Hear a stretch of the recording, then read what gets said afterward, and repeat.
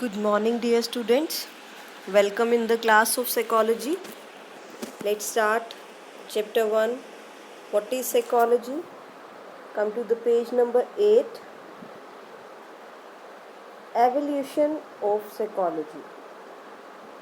जैसे कि हमने लाइव क्लास में भी डिस्कस करा था कि हम साइकोलॉजी का एवोल्यूशन पढ़ेंगे. इसमें कुछ अप्रोचेस दी गई हैं जो कि जिसे हम स्कूल्स भी कहते हैं, मैंने आपको बताया था, है ना. तो अलग अलग साइकोलॉजिस्ट ने अलग अलग अप्रोचेस दी, अलग अलग स्कूल्स दिए, अलग अलग मेथड्स का यूज़ करा.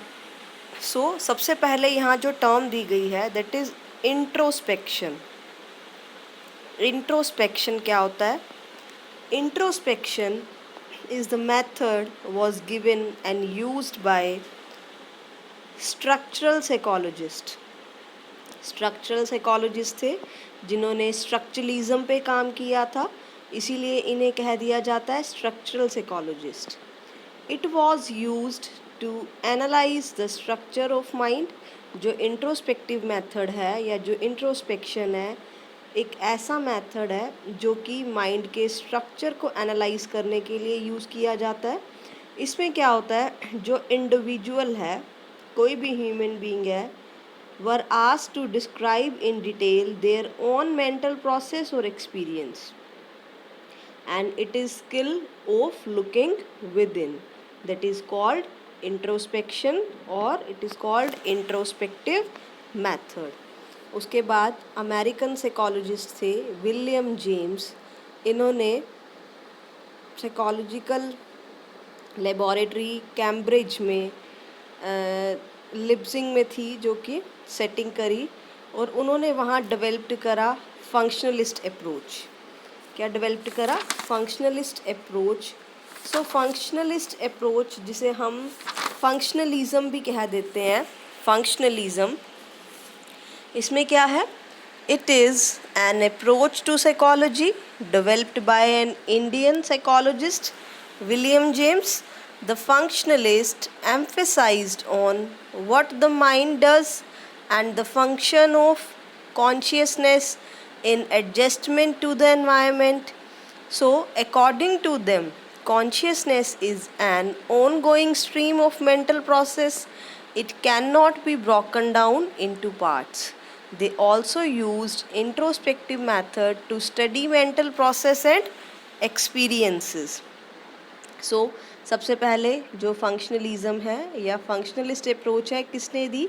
अमेरिकन साइकोलॉजिस्ट विलियम जेम्स ने दी. इन्होंने एम्फेसाइज्ड करा या फोकस्ड करा ह्यूमन माइंड की फंक्शनिंग पे कि जो the function of consciousness in adjustment to the environment, कि इंसान जो है किस तरीके से कॉन्शियसली अपने एनवायरनमेंट में एडजस्ट करता है. According to them, consciousness is an ongoing stream of mental process. It cannot be broken down into parts. इन्होंने भी इंट्रोस्पेक्टिव मेथड का यूज़ करा मेंटल प्रोसेस को स्टडी करने के लिए. ये था फंक्शनलिज्म. फंक्शनलिज्म के बाद आया गेस्टॉल्ट साइकोलॉजी. 20th सेंचुरी में gestalt psychology I.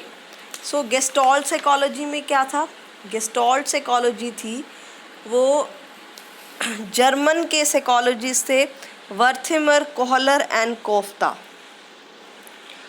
वर्थिमर, Kohler and Koffka जिन्होंने गेस्टॉल्ट साइकोलॉजी पे काम करा. गेस्टॉल्ट साइकोलॉजी ये क्या था? इन्होंने स्ट्रक्चरलिस्ट को रिवॉल्ट करा, अगेंस्ट स्ट्रक्चरलिस्ट के काम करा. जो स्ट्रक्चरलिस्ट थे, जो स्ट्रक्चरलिज्म जिन्होंने दिया, जर्मनी के साइकोलॉजिस्ट थे जिन्होंने स्ट्रक्चरलिज्म पे काम किया. गेस्टॉल्ट साइकोलॉजी में उन्होंने मर्ज कर दिया या अगेंस्ट स्ट्रक्चरलिज्म के काम करा. तो इन्होंने कहा it focused on perceptual organization. जो गेस्टॉल्ट साइकोलॉजिस्ट थे इन्होंने परसेप्शन पे फोकस करा. इन्होंने कहा organization of what we see, and then they also demonstrated the laws of perceptual organization. Structuralists wanted to break down perception into elements, but Gestalt stated that When we look at the world, our perceptual experience is more than the sum of the components of the perceptions. We give meaning to perception, like, for example, when we look at a table, we do not see four wooden legs and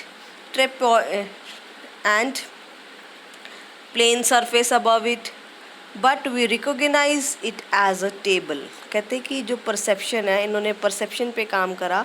इन्होंने कहा जब हम किसी भी चीज़ को या कोई element को प्रिसीव करते हैं, एनवायरनमेंट में देखते हैं, ध्यान देते हैं, तो हम उसको ओवरऑल प्रिसीव करते हैं। लाइक अगर हम किसी टेबल को ही देख रहे हैं तो हम ये तो नहीं कहते ना कि इसकी चार टांगे हैं, प्लेन सरफेस है, इसीलिए ये टेबल है। हम डायरेक्टली कहते हैं कि इट्स अ टेबल, है ना। तो इन्होंने परसेप्शन पे काम करा। उसके बाद आया स्ट्रक्चरलिज्म। स्ट्रक्चरलिज्म जो स्ट्रक्चरलिज्म है, ये सबसे ओल्डेस्ट स्कूल है, ओल्डेस्ट अप्रोच है साइकोलॉजी की। It was proposed by William wound. William wound ने दिया ये। ये जो स्ट्रक्चरलिस्ट थे, ये इंटरेस्टेड थे एनालाइज करने में ह्यूमन माइंड को और उसके स्ट्रक्चर को। They were interested in conscious experience and wanted to study the building blocks of mind. इनका इंटरेस्ट था कि ह्यूमन के कॉन्शियस माइंड को स्टडी करना और उसके बिल्डिंग ब्लॉक्स को अच्छे से स्टडी करना। They used introspective method to study mental process and experiences.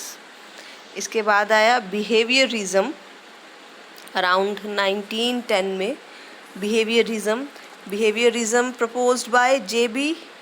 Watson, John B Watson. इन्होंने कहा psychology as the science of behaviour and behaviour could be described objectively in terms of stimuli and responses, means SR। उन्होंने behaviourism पे focus करा। जैसे कि हमने पहले भी पढ़ा कि बिहेवियरिज्म स्टिमुलस रिस्पॉन्स पे डिपेंड करता है।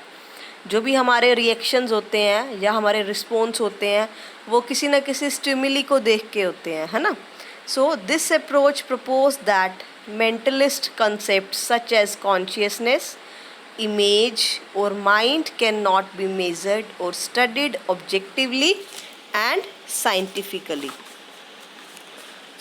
Watson emphasized on observable and verifiable response to stimuli. He was influenced by Pavlov's classical conditioning and was interested in the study of learning. जो वॉटसन थे वो पावलोव की क्लासिकल कंडीशनिंग से बहुत influenced हुए थे। ये अभी आपके चैप्टर 6 में आएगा, लर्निंग चैप्टर है, उसमें आएगी पावलोव की क्लासिकल कंडीशनिंग। और उनका बहुत ज़्यादा इंटरेस्ट क्रिएट हुआ लर्निंग में कि इंसान कैसे सीखता है, किस तरीके से फोकस करता है, समझता है किसी चीज़ को। इसके बाद आया साइको एनालिसिस दिया डॉक्टर सिगमंड फ्रॉइड ने, जिन्हें हम फादर ऑफ साइकोलॉजी भी कहते हैं। डॉक्टर सिगमंड फ्रॉइड को फादर ऑफ साइकोलॉजी भी कहा जाता है। He viewed human behaviour as a dynamic manifestation of consciousness, desires and conflicts of which we are not aware at present. इन्होंने कहा, इन्होंने अनकॉन्शियस माइंड को और अनकॉन्शियस डिज़ायर्स को स्टडी करा जो कि कन्फ्लिक्ट अराइज करती हैं हमारे कॉन्शियसनेस में आके। इन्होंने उस पर फोकस करा, मीन्स इन्होंने अनकॉन्शियस डिज़ायर्स पे फोकस करा। he used psychoanalysis as a system to understand and cure psychological disorders. इन्होंने साइकोलॉजिकल डिसऑर्डर्स को क्योर करने के लिए साइको एनालिसिस का यूज़ करा। इन्होंने कई ऐसी थेरेपीज़ भी दी जिससे कि अनकॉन्शियस माइंड को स्टडी किया जा सकता है। इसके बाद आया ह्यूमैनिज़्म, जिसे ह्यूमनिस्टिक पर्सपेक्टिव भी कहा जाता है या हम कह देते हैं humanism. It was developed by Carl Rogers and Abraham Maslow. They emphasized on the free will of human being. Means people are free to do whatever they choose to do. Their actions are not predetermined by any force. They said that human beings strive to grow and unfold their inner potential. So what they are capable of doing, According to them, all individuals have innate tendency to self-actualize, and all human activities are goal directed and worthwhile. इन्होंने कहा कोई भी इंसान, कोई भी human being जो दुनिया में आया है, वो फ्रीली कुछ भी अपने एक्शंस जो हैं, कोई भी एक्टिविटीज़ हैं, कर सकता है। वो उसको किसी चीज़ की रोक नहीं है इसके लिए। वो अगर इस दुनिया में आया है तो वो अपने इनर पोटेंशियल के साथ कुछ भी आगे की तरफ अपनी कैपेबिलिटी को बढ़ा सकता है। और उन्होंने कहा कि इंसान को सेल्फ एक्चुअलाइजेशन होना बहुत ज़रूरी है, क्योंकि अगर वो एक गोल डायरेक्टेड पर्सन है तो उसको सेल्फ एक्चुअलाइजेशन होना बहुत ज़रूरी है। सो बेटा, ये थे हमारे अप्रोचेस या एवोल्यूशन ऑफ साइकोलॉजी कह देंगे हम इन्हें, या स्कूल्स ऑफ साइकोलॉजी कह देंगे। तो हमने यहाँ पे क्या क्या चीज़ें पढ़ी? हमने पढ़ा स्ट्रक्चरलिज्म, हमने पढ़ा फंक्शनलिज्म, हमने पढ़ा behaviourism, gestalt psychology, psycho analysis, humanism, and the last is cognitive perspective, जिसे हम क्या बोलते हैं, कंस्ट्रक्टिविज्म भी बोल देते हैं हम इसे, कॉग्निटिव पर्सपेक्टिव। ये है पेज नंबर 10 पे। सो इसमें क्या था? इसमें this perspective is a combination of gestalt approach and structuralist approach. ये कॉम्बिनेशन है गेस्टॉल्ट अप्रोच का और स्ट्रक्चरलिस्ट अप्रोच का। This approach focus on cognition, how we know the world through thinking, understanding, perceiving, memorizing, and problem solving, etc. Jean Piaget and Vygotsky are the pioneers of this approach. ये approach जिन्होंने दी उन psychologist के name हैं gene Piaget and वाइगॉट्स्की। सो इन्होंने main focus करा किस पे? Thinking पे, अंडरस्टैंडिंग पे, प्रिसीविंग पे, मेमोराइजिंग पे एंड प्रॉब्लम सॉल्विंग पे। इनका मानना था, कॉग्निटिव साइकोलॉजिस्ट का मानना था, the human mind as an information processing like a computer.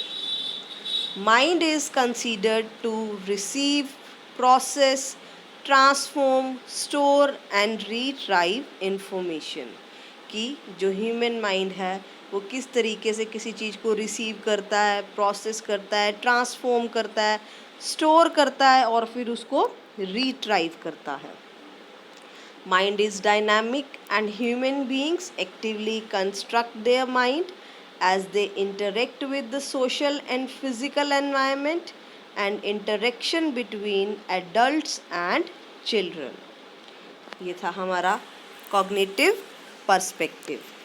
सो बेटा, ये हमारे स्कूल्स थे, हमारा एवोल्यूशन था साइकोलॉजी का जो हमने कंप्लीट किया है। टोटल हमने इसमें 7 अप्रोचेस पढ़ी। मैं रिपीट कर रही हूँ दोबारा से 7 approaches: structuralism, functionalism, gestalt psychology, behaviourism, psychoanalysis, humanism and cognitive perspective. And बेटा पेज नंबर 9 पे बॉक्स 1.1 में some interesting landmarks in the evolution of modern psychology दिया हुआ है। ये 1 मार्क में MCQs में आते हैं, तो आपको ये अच्छे से रीड करने हैं और इनको लर्न करना है। अब आ जाइए अभी आप नेक्स्ट टॉपिक पे, पेज नंबर 10 पे, development of psychology in India.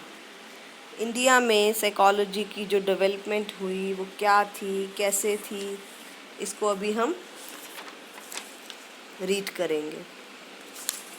Listen, the Indian philosophical tradition is rich in its focus on mental process and reflections on human consciousness, self, mind, body, relations, and a variety of mental functions such as cognition, perception, illusion, attention and reasoning, etc. Unfortunately, philosophical roots of the Indian tradition have not influenced the development of modern psychology in India. The development of the discipline in India continues to be dominated by Western psychology, although some attempts have been made to find points of departure both within the country and abroad. These attempts have tried to establish the truth value of various assertions in India philosophical traditions through scientific studies. The modern era of Indian psychology began in the Department of Philosophy at Calcutta University, where the first syllabus of experimental psychology was introduced. At the first psychology laboratory was established in 1915. Calcutta University started the first department of psychology in the year of 1916 and another department of applied psychology in 1938. The beginning of modern experimental psychology at Calcutta University was greatly influenced by the Indian psychologist Dr. N. Sengupta, who was trained in USA in the experimental tradition of Wundt. Professor G. Boss was trained in Freudian psychoanalysis. Another area which influenced the early development of psychology in India, Professor Bose established Indian Psychoanalytical Association in 1922, Department of Psychology in the universities of Mysore and Patna were other early centers of teaching and research in psychology. From these modest beginnings, modern psychology has grown as a strong discipline in India with a large number of centers of teaching, research, and applications. There are two centers of excellence in psychology supported by the UGC at Utkal University. UGC means जैसे हम net qualify करते हैं तो ये UGC के under होता है. Bhubaneswar and at the university of Allahabad about 70 universities offer course in psychology.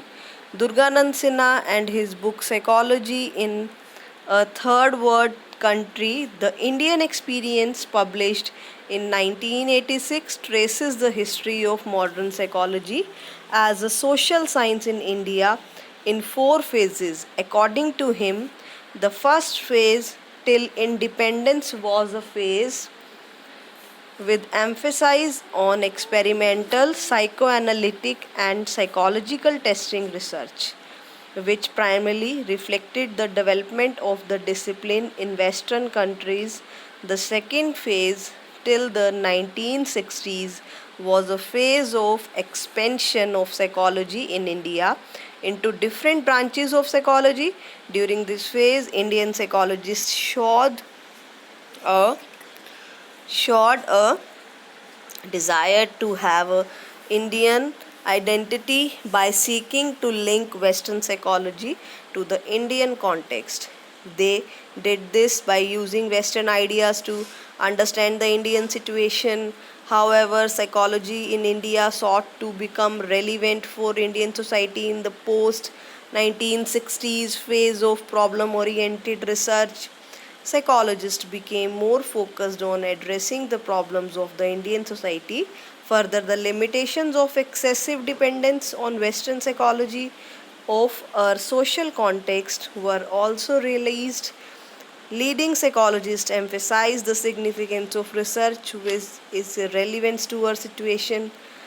The search for a new identity of psychology in India lead to the phrase of indigenization, which started during the late 1970s. Besides rejecting the Western framework, Indian psychologists stress the need of developing an understanding based on a framework which was culturally and socially relevant. This trend also reflected in some attempts to develop psychological approaches based on traditional Indian psychology, which came from our ancient texts and scriptures. Thus, this phase is characterized by development in psychology which oriented from the Indian cultural context, was relevant for society, and Indian psychology based on the Indian traditional knowledge system. While this development continues, India is making significant contribution to the field of psychology in the world. It has become more contextual, emphasizing the need of developing psychological principles which are rooted in our own social and cultural context. Alongside, we also find that new research studies involving interfaces with neurobiological and health sciences are being carried out. Psychology in India is now being applied in diverse professional areas. Not only have psychologists been working with children having special problems, they are employed in hospital as clinical psychologists in corporate organizations, in HRD and advertising departments, in sports directorates, in the development sectors and in IT industry also. Means बेटा कहते हैं कि जब psychology India में आई उस time पे इतना philosophy से अलग हुआ साइकोलॉजी, तो फोकस किया जा रहा था कॉन्शियसनेस पे, सेल्फ पे, माइंड पे, बॉडी पे।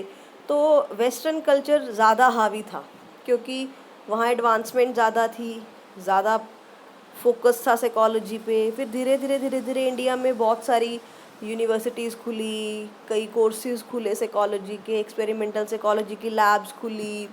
धीरे धीरे साइकोलॉजी की तरफ झुकाव इंडियंस का बढ़ता गया, डेवलपमेंट होती गई।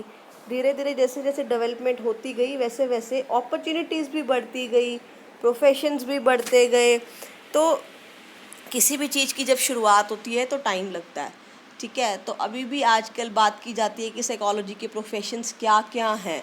तो साइकोलॉजी के मल्टीपल प्रोफेशंस हैं। आज साइकोलॉजिस्ट स्कूल में भी हैं, आज साइकोलॉजिस्ट क्लिनिकल साइकोलॉजिस्ट भी हैं, साइकेट्रिस्ट भी हैं, इवन देन ऑर्गेनाइजेशंस भी, एनएमसीज में भी, मल्टीनेशनल कंपनीज में भी एचआरडी अपॉइंट किए जाते हैं। इवन देन स्पोर्ट्स साइकोलॉजिस्ट होते हैं। Multiple fields are there. So ये हम अभी नेक्स्ट टॉपिक में पढ़ेंगे कि कौन सी साइकोलॉजी की ब्रांचेस हैं, कहाँ कहाँ साइकोलॉजी का यूज़ किया जाता है, कौन कौन सी फील्ड्स हैं, कौन कौन से प्रोफेशंस हैं। सो आज हम इतना ही करेंगे, तो आप इसको अच्छे से रीड कर लीजिएगा। With this thank you and have a nice day. अगर आपको कोई भी क्वेरीज हो आज के 2 टॉपिक्स में तो आप एनी टाइम अपने डाउट्स ले सकते हैं बेटा। With this thank you and have a nice day.